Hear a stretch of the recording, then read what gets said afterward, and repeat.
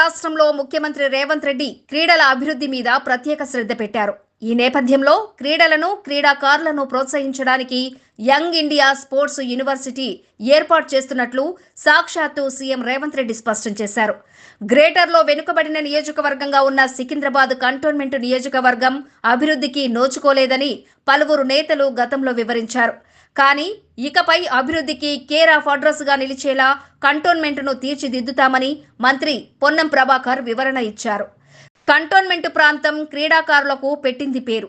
ఈ ప్రాంతంలో క్రీడలను ప్రోత్సహించడానికి ధోబీఘాట్ గ్రౌండ్ లో స్పోర్ట్స్ కాంప్లెక్స్ నిర్మించాలని తలపెట్టినట్లుగా స్థానిక ప్రాంతాన్ని పొన్నం ప్రభాకర్ పరిశీలించారు. సికింద్రాబాద్ కంటోన్మెంట్ ప్రాంతంలో రోడ్ల విస్తరణలో భాగంగా రాజీవ్ రహదారిలో ఓఆర్ఆర్ జంక్షన్ వద్ద ప్యారడైజ్ జంక్షన్ నుంచి షామీర్పేట వరకు, ప్యారడైజ్ నుంచి డైరీ ఫామ్ రోడ్డు వరకు నిర్మిస్తున్న 2 ఎలివేటెడ్ కారిడార్ల నిర్మాణం కోసం సేకరించిన డిఫెన్స్ ల్యాండ్కు బదులుగా రాష్ట్ర ప్రభుత్వం కేంద్రానికి 303.62 కోట్లు చెల్లించింది.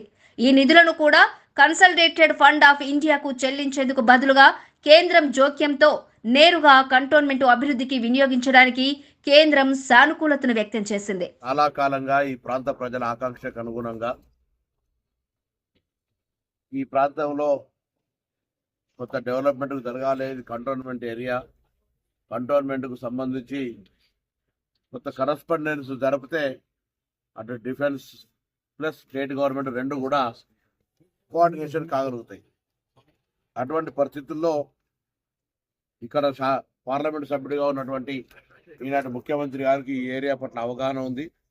అదేవిధంగా అవగాహనను కార్యరూపం దాల్చడానికి ఒక మధ్యవర్తి ప్రజల పక్షాన అవసరం ఉంటే ఆ మధ్యవర్తిగా గణేష్ గారు శాసనసభ్యుడిగా ఎన్నికైనప్పటి నుంచి జిల్లా ఇన్ఛార్జ్ మంత్రిగా నన్ను, గౌరవ ముఖ్యమంత్రి గారిని, సిఓ గారిని, రాష్ట్రంలో ఉన్న అందరు మంత్రుల్ని ఈ ప్రాంతానికి సంబంధించి అన్ని రకాల అభివృద్ధికి అనేక సందర్భాల్లో తన యొక్క పాత్రను పోషిస్తున్నాడు. ఈ సందర్భంగా గణేష్ గారికి నా హృదయపూర్వకంగా అభినందనలు.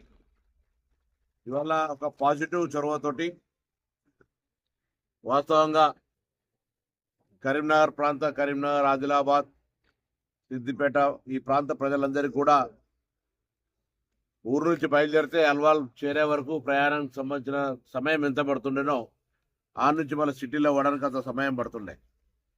సో ఇలా స్టేట్ హైవే నెంబర్ 1 కావచ్చు, NH-44, ఎందుకంటే వాళ్ళు ఇవ్వకుంటే వీళ్ళు అడగడమే యుద్ధం ఏమే ఉండవచ్చు, పోరాటాలకు అవుతుంది. కానీ ఇలా రాష్ట్ర ప్రభుత్వం ఇవ్వడం, మళ్ళీ ఇది వేరే వాళ్ళు మేము ఇది చేస్తే అది చేస్తే వచ్చిందని కాదు.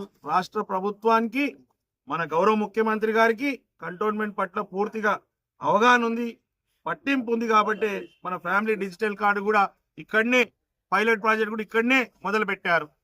వారు ఎప్పటికీ కూడా డెవలప్మెంట్ కు ముందుంటారు. కాబట్టి నాకు ఈ పని చేయడానికి అవకాశం ఇచ్చిన కంటోన్మెంట్ ప్రజలకు, కాంగ్రెస్ పార్టీకి హృదయపూర్వకంగా ధన్యవాదాలు.